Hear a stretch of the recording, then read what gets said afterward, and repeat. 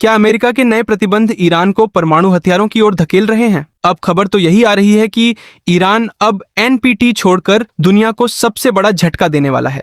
और हाँ, अगर चीन ने ईरान का तेल खरीदना बंद किया तो इसका असर पूरी दुनिया पर पड़ेगा। लेकिन असली खेल अभी बाकी है।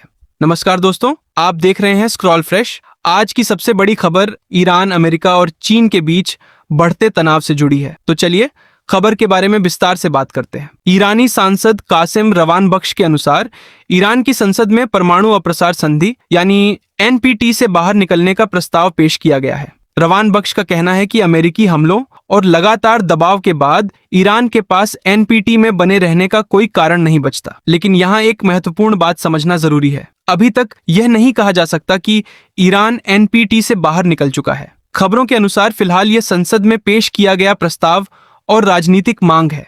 अंतिम फैसला, आधिकारिक कानूनी प्रक्रिया और संयुक्त राष्ट्र को औपचारिक सूचना, इनमें से किसी की स्वतंत्र पुष्टि अभी नहीं हुई है। हालांकि हाल ही में ईरान के हालात और रवैये से यही अनुमान लगाया जा रहा है कि ईरान किसी भी तरह एनपीटी से बाहर निकलना चाहता है। और अगर ईरान ऐसा करता है तो अमेरिका के लिए खतरा दोगुना हो सकता है। ईरान का यह कदम अमेरिका को झुकने के लिए मजबूर कर सकता है। इसी बीच अमेरिका ने ईरान पर अब तक के सबसे कड़े आर्थिक प्रतिबंध लगाने की चेतावनी दी है। अमेरिकी ट्रेजरी सचिव स्कॉट बेसेंट ने कहा है कि वॉशिंगटन ईरान पर इतिहास के सबसे कड़े प्रतिबंध लगाने की तैयारी कर रहा है। अमेरिका का लक्ष्य ईरान की तेल कमाई, बैंकिंग व्यवस्था, शिपिंग नेटवर्क और विदेशी व्यापार को और अधिक सीमित करना है। दोस्तों देखिए, अमेरिका ईरान पर पहले से ही कई दशकों से कड़े आर्थिक प्रतिबंध लगाता आ रहा है, इसलिए ईरान के लिए यह कोई नई स्थिति नहीं है। ईरान लंबे समय से इन प्रतिबंधों के बीच अपनी अर्थव्यवस्था और तेल कारोबार को चलाने के तरीके खोजता आया है। ऐसे में अगर अमेरिका प्रतिबंधों को और सख्त करता है तो ईरान को यह अच्छी तरह पता है कि इन प्रतिबंधों से कैसे निपटना है और किन वैकल्पिक रास्तों का इस्तेमाल करके अपने तेल निर्यात और विदेशी व्यापार को जारी रखा जा सकता है। यही वजह है कि सवाल सिर्फ यह नहीं है कि अमेरिका ईरान पर कितना दबाव बना सकता है, बल्कि यह भी है कि ईरान इस दबाव का जवाब किस तरह देता है। अगर ईरान को लगता है कि आर्थिक दबाव लगातार बढ़ता जा रहा है तो वह अमेरिका के सामने झुकने के बजाय कोई ऐसा बड़ा रणनीतिक कदम उठा सकता है जिससे अमेरिका पर भी दबाव बढ़े।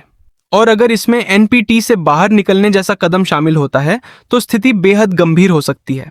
राष्ट्रपति डोनाल्ड ट्रंप ने भी ईरान को आर्थिक रूप से अलग थलग करने की चेतावनी दी है। अमेरिका का संदेश साफ है, जो देश ईरान को आर्थिक मदद या कोई लाइफलाइन देगा उसे भी गंभीर आर्थिक परिणाम भुगतने पड़ सकते हैं। इस पूरे विवाद में चीन सबसे महत्वपूर्ण देश बन गया है, क्योंकि चीन ईरान के तेल का सबसे बड़ा खरीदार है। रॉयटर्स के अनुसार 2025 के आंकड़ों में चीन ईरान से भेजे जाने वाले तेल का 80% से अधिक खरीद रहा था। इसलिए अमेरिका का दबाव केवल ईरान पर नहीं बल्कि उन चीनी कंपनियों और बैंकों पर भी बढ़ सकता है जो ईरानी तेल के लेन देन में शामिल हैं। अमेरिका पहले ही ईरानी तेल खरीदने वाली एक चीनी रिफाइनरी पर प्रतिबंध लगा चुका है और चीनी बैंकों को सेकेंडरी सैंक्शन की चेतावनी दे चुका है। इसका मतलब है कि यदि कोई चीनी संस्था ईरान के साथ प्रतिबंधित कारोबार करती है तो उसे अमेरिकी वित्तीय व्यवस्था से बाहर किया जा सकता है। अमेरिकी दबाव का असर तेल बाजार में दिखाई देने लगा है। रॉयटर्स की रिपोर्ट के अनुसार अगस्त में चीन को ईरानी तेल की आयात मात्रा जुलाई की तुलना में घट गई। जुलाई में आयात लगभग 8,23,000 बैरल प्रतिदिन रहने का अनुमान था, जबकि अगस्त में अब तक यह करीब 5,34,000 बैरल प्रतिदिन रह गया है। चीन में ईरानी तेल की उपलब्धता घटने के कारण सितंबर और अक्टूबर की डिलीवरी के लिए कीमतें बढ़ी हैं।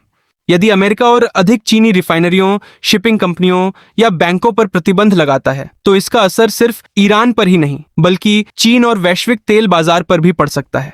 इससे ईरान की तेल आय कम हो सकती है, जबकि चीन को अपनी तेल जरूरतों के लिए वैकल्पिक स्रोतों से तेल खरीदना पड़ सकता है। वहीं अगर ईरानी तेल की आपूर्ति वैश्विक बाजार में घटती है तो कच्चे तेल की कीमतों पर दबाव बढ़ सकता है, जिसका असर आगे चलकर दुनिया भर में महंगाई पर भी पड़ सकता है। ईरान ने अमेरिका की नई धमकियों के जवाब में विनाशकारी प्रतिक्रिया की चेतावनी दी है। ईरानी अधिकारियों ने यह भी संकेत दिया है कि देश अपनी सैन्य नीति को रक्षात्मक से अधिक आक्रामक रुख में बदल सकता है। ईरान ने स्ट्रेट ऑफ हॉर्मुज को भी अमेरिकी रियायतों और समझौते से जोड़ दिया है। ईरानी वार्ताकार मोहम्मद बाकेर कालीबाफ के अनुसार हॉर्मुज तब तक बंद रह सकता है जब तक अमेरिका नाकाबंदी हटाने, तेल प्रतिबंधों में राहत और जमे हुए ईरानी धन से जुड़े मुद्दों पर कदम नहीं उठाता। अब सवाल यह उठता है कि क्या ईरान परमाणु हथियार बनाने में जुट जाएगा? देखिए, एनपीटी से बाहर निकलना अपने आप में परमाणु हथियार बनाने का प्रमाण नहीं होता, लेकिन इससे अंतर्राष्ट्रीय निगरानी और कूटनीतिक नियंत्रण कमजोर हो सकते हैं।